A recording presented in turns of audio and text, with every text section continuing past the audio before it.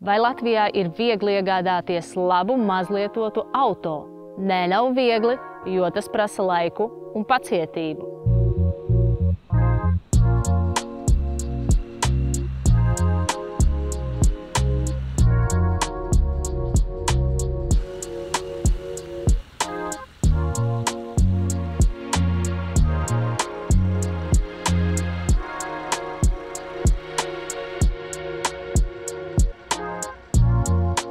Pastāstīšu par savu pieredzi auto iegādē, kas ilga 4 mēnešus. Šā gada pavasarī otrs auto, kas arī ir Opel un Universālis, saniķojās, bija jāizved uz remontu uz 3–4 dienām, kas ir gana daudz, ja mājās ir mazs bērniņš, kurš jāvadā uz bērnu dārzu. Tad arī kopā ar vīru pieņēmām lēmumu sākt skatīties otru auto. Arī bija skaidrs, ka marka būs tāda pati Opel. Šoreiz gribējām pirkt benzīnu, bet skatoties sludinājumus un arī izbraukājot tuvākos tālākos autoplačus, nekas tāds sirdī neiekrita. Gāja laiks, turpinājām skatīties visādas opcijas. Tad paziņas teica, ka viņi ir atzinuši arī auto no Lietuvas. Parunājām ar vienu, ar otru, bet tur bija arī savas nianses, kad īsti Lietuvā neatļāva celt auto uz augšu, paskatīties, kas mūsu gadījumā bija ļoti svarīgi, jo mēs zinām, ja mēs pirksim auto, tad mēs viņu arī kārtīgi skatīsimies un pētīsim. Un viens bija skaidrs, ka nepirksim tādu auto, ar ko ir braukts ilgstoši Latvijā, jo zinot mūsu laikapstākļus un kas tiek kaisīts bērts uz ielām, tad apakšas pēc 5, nerunājot pēc 10 gadiem, jau ir galīgi sarūsējušas un nav labas. Iepriekšējā mašīna mums bija no Vācijas, bija gana laba, arī braucām audzējoši un labi, bet, kā jau minēju, tehnika nolietojas un vajadzēja kaut ko citu.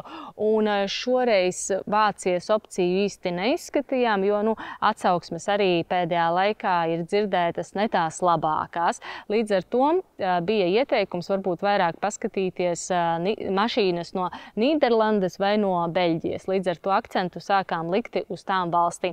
Un arī negāja viegli, gāja laiks un joprojām auto nevarējām atrast. Un tad tomēr pieņēmām tādu gala lēmumu, ka no privātpersonām nepirksim, kad vajadzētu atrast kādu autoplaci, kas ir ar zināmu vārdu un uzticamību. Un tā meklējot internetā, es uzgāju autoplaci Longo, kas ir tepat Rīgā ļoti labā lokācijas vietā pie Rīga plazas. Aizbraucām paskatīties un pirmais iespējas tiešām bija ļoti labs, ka placis ir gana liels, ir ļoti dažādas markas, var izvēlēties katrs pēc savas gaumes, un mēs vairāk, protams, gājām skatīties Opel. Un teikšu, kā ir arī pirmajā reizē nebija tā, ka un būs. Atkal pagāja pāris dienas, bija jauns pievedums, un tad jau bija viens konkrēti, ko es noskatīju, man iepatikās, un es uzreiz teicu tā, ka, izskatīsim uz vietas, atvēra kapotu, paskatījāmies, es uzreiz visus kloķus, rimbulīšus pārgāju, visus ātrumus pārslēdzu. Man bija pat pilnīgi tāds saraksts A4 lapas, pēc kuras es vadījos, lai visu iziet, jo tajā mirklī var būt zināmas arī emocijas un kaut ko aizmirst. Un svarīgākais bija tas punkts, kad auto vajag dzīt uz pārbaudi. Kādas gan ir iespējas cilvēkiem? Vai pie sava mehāniķa, vai pie kāda paziņa, kas iesaka, vai pie kāda dīlera, kā ir Opelim uz krasta ielas. Mūsu mehāniķis tajā dienā bija aizņemts, nevarēja paskatīties, bet sazinoties diezgan ātri ar autospeciem, ar Juri, bija tā iespēja pacelt izvēlēto auto un paskatīties.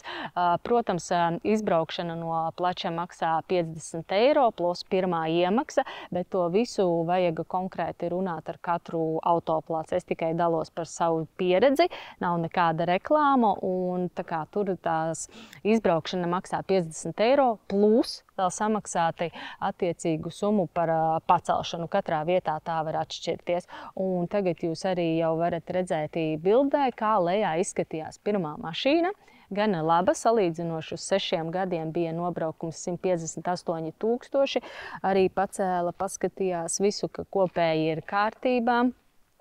motors un tādas lietas, un tad paldies Armandam, kurš pieslēdz arī pie datora, veica diagnostiku, bet tur atklājās ABS lietas netika labas. Ja? Līdz ar to uzreiz tas mani radīja tādas domas, ko un kā, nu, protams, kā neņemt, ja jau kaut kā saka, kaut kādas nianses sāk parādīties, plus arī iznāca Juris paskatīties mašīnu, arī bija jautājums par to, kāpēc ir pāršūta stūra, un līdz ar to pārstāvjums neko vairāk nevarēja atbildēt, un tad es uzreiz sapratu, ka būs jākancelē.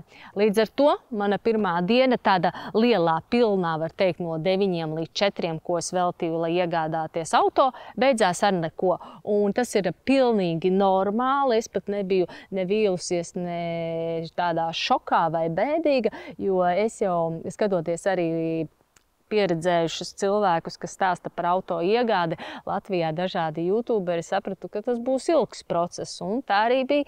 Pirmajā dienā nekas arī nesanāca. Otrā diena bija klāta, un es devos atkal uz to pašu autoplaci, lai skatītos citu auto, kas man patika. Šoreiz bija, kā jau minēju, izvēle par marku Opelu, un arī gribējās, ka būtu gaiša. Šī man iepatikās, un atkal izgājām visai procedūrai cauri. Visu izskatījām, visos ātrumos liku, un tad bija jautājums par pārbaudīšanu, kad es celšu augšā. Šai mašīnai vēl mazāks nobraukums, 150, it kā viss labi pēc papīriem. Nē, nu tur bija norādīts mazas niansītes, kāda buktīte vai kas, bet, vienalga, mans uzstādījums bija tā, ka es gribu to mašīnu pacelt augšā un paskatīties. Pie autospeciena tajā dienā nesanāca, Longo piedāvāja savu servisu. Protams, kas man tā kā likās uz pirmo, pie viņiem nē, kas tur var būt, bet no otras puses domāju, vajag noriskēt, paskatīties, kā viņiem tur viss izskatās, kāda ir kopēja attieksme, ņemot vērā, ja es pērku auto, ir 2 mēneši garantija, lai es jau redzētu, kāda sadarbība būtu tajā līmenī. Aizbraucām uz to servisu. Sagaidīšana bija tāda, cik placī ļoti draudzīga un feina patīkama, taču šeit savukārt bija ar tādu smīnu, ja? Bet man tas, teiksim, neapstādināja mani, un es teicu, ceļam augšā mašīnu. Līdz ar to piezvanīju video zvanām savam vienam paziņam Pēterim, kurš ļoti labi automašīnās orientējas, visu izgājām cauri, viņš akceptēja, kad ir labi. Protams, uzreiz pieslēdzām datoru klāt, visu pārbaudījām, kļūdas neuzrādījās. Līdz ar to guvu tādu apstiprinājumu, ka viss ir kārtībā un ka auto var iegādāties. Protams, kā vienmēr pastāv risks un tā, bet jau pāris dienas esmu braukusi, esmu apmierināta, viss ripo labi, nekādas klaboņas nav. Vienīgā mazā nianse, kas līdz šim nebija, šī start un stop opcija, ka tu jau pieripo pie luksofora, apstājies, viņa nav tā, ka noslāps, bet vienkārši ir tāds klusums, ja, motors beidz darboties, un lai tu uzsāktu braukšanu, nedaudz piespied gāzīti, liec pirmajā un plūstoši var, kā saka, turpināt ceļu. Tāda bija mana pieredze. 4 mēnešu garumā bija savi, kā saka, pakāpieni, lejas kritumi, ielejas, bet, kopēji man liekas, pirkums tiešām ir izdevies, bet ko es gribu vēlreiz visiem pateikt? Esiet kā mušas, esiet kā bites, uzstājīgi, ceļat vaļā kapatu, skatāties leju, ceļat viņu augšā, visus kloķus pārbaudiet, kā saka, slēdzat vaļā cietdurvis, logus vaļā lejā, visus ātrumus ieliekiet, atpakaļgaitu, noskaidrojiet, ka ar podziņu atpakaļgaita katrai mašīnai ir savas nianses. Visu uzreiz prasiet un testējiet. Un, kā es teicu, vislabākais ir sagatavot sarakstu, pēc tā arī vadīties. Draugi, lai jums izdodas, tāda bija mana pieredze, un tuliņās arī paskatīsimies vairāk iekšā šajā mašīnā, kas ir. Jā, un šeit ir tas mans slavenais sarakstiņš, ko es baudīju uz A4 formāta. Gandrīz no abām pusēm. Es ieteiktu uztaisīt tādu sarakstu, jo tajā mirklī var kaut kas aizmirsties. Un jā, kā jūs tiekat pie mašīnas, jums atslēdz uzreiz visu slēdzat iekšā, viss neitrālajā, lai kustības varat pārbaudīt, gan ieslēdzat labo kreiso pagriezienu, visas pogas pīkstina. Šeit, kā iepriekš rādīju, arī spoguļus regulēt, visur skatāties. Šeit ir opcijas, kur tur video citos rāda atvērt, vai ir airbagi. Tos arī jūs varat redzēt uz paneļa, vai ir tā zīmīte iedegas vai neiedegas. Ja viņa iedegas vai viņa pēc tam pazūd ar visām kopā, ir tik daudz nianses, visu to skatāties, vērot. Bet vislabākais, ja jums ir tāds saraksts, izgājāt vienu, ejiet uz priekšu.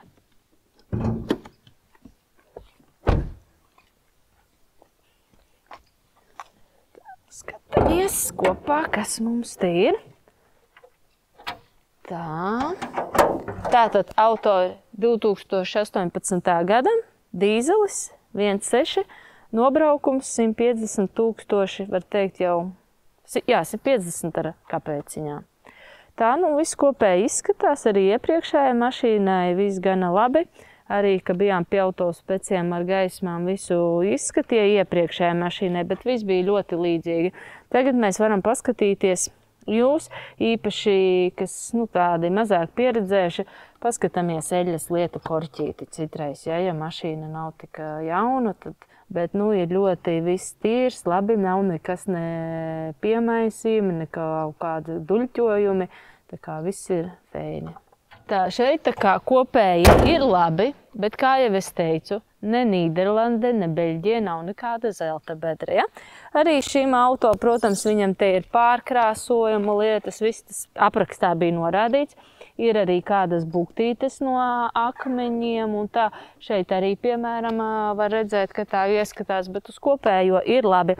Nu, vienīgais mīnus par riepām, ja, nu, visas nav vienādas. Piemēram, šai asī ir šāda firmai, aizmugurējām cita. Tātad arī par stikliem ir jāskatās uz cipariņiem, ir gadi. Ja gadi neatbilst, prasam kāpēc.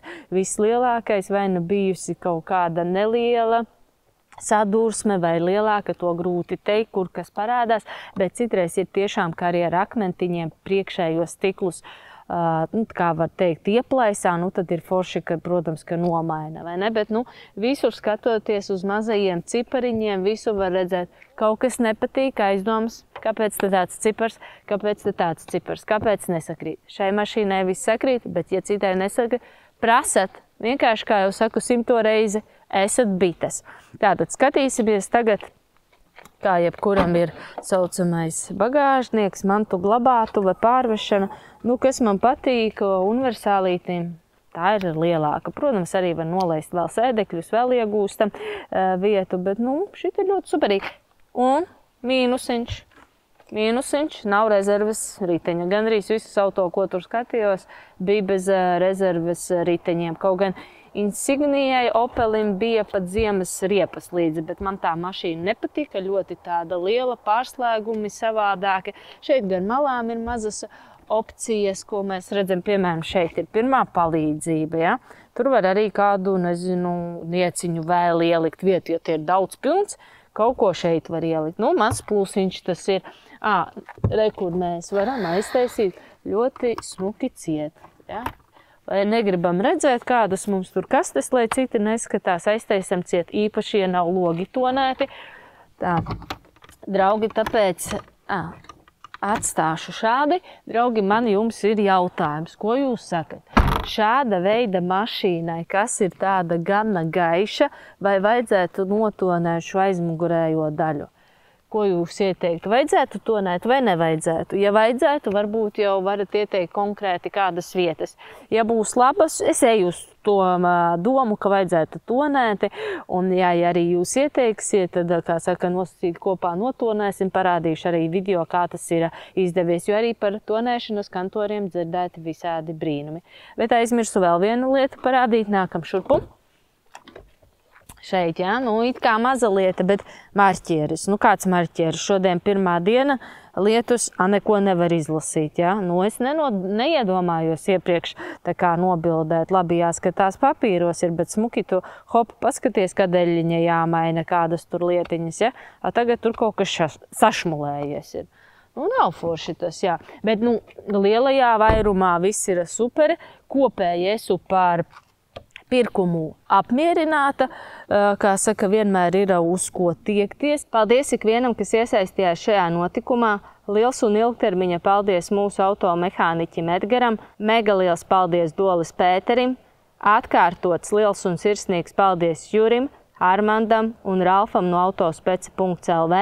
Milzīgs paldies Kristiānam par video. Draugi, izvērtēt, saku, pēdējo reizi mašīnu pacēlām, atvērām, visus rimbuļus izskatījām, iztaustījām, jo jūs to pērkat sev.